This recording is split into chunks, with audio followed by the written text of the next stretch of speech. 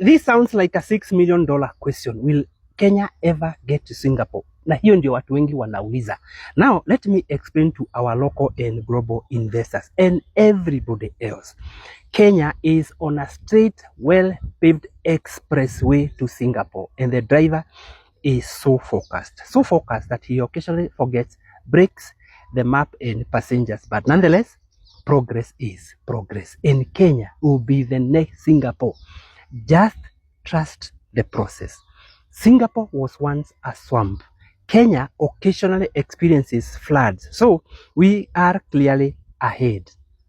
Singapore has no corruption. Kenya has alleged systemic institutionalized corruption. Ours is more sophisticated, premium corruption, lakini not amateur stuff. Singapore queue for buses. Kenya queue for promises, and both of them require discipline. Singapore build roads that last for 50 years. Kenya build roads that create employment every rainy seasons. And potholes are not failures. They are innovational hubs. Mechanics get businesses. Politicians get contract. And motorists get character development. Singapore taxes you, so services work. Kenya taxes you, so hope dies quietly. Whether it is fuel tax, housing tax, if suffering built nations, Kenya will be a superpower by now. Singapore saves money. Kenya survived audit. President Ruto doesn't promise comfort. He promises resilience. Singapore developed through efficiency.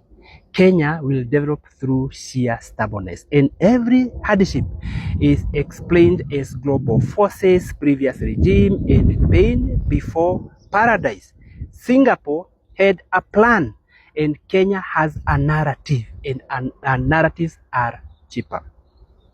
Singapore encourages innovation. Kenya encourages hustling.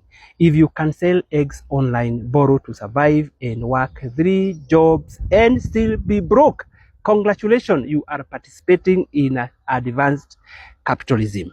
Singapore trains citizens to compete globally. Kenya trains citizens to cope creatively. In Singapore, law is firm. In Kenya, the law is negotiable, just like prices at Gikomba market.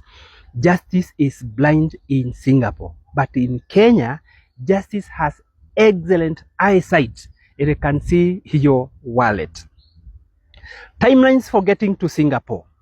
Singapore took 30 years of discipline. Kenyans take 60 years of patience.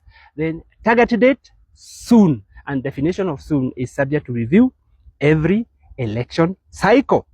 Then believe, don't just think. Kenya will become Singapore under Ruto.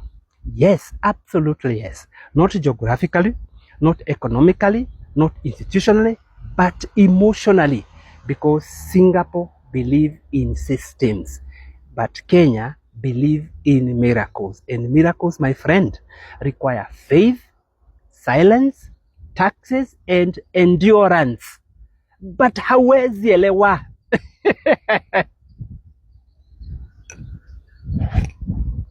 Huwezi elewa.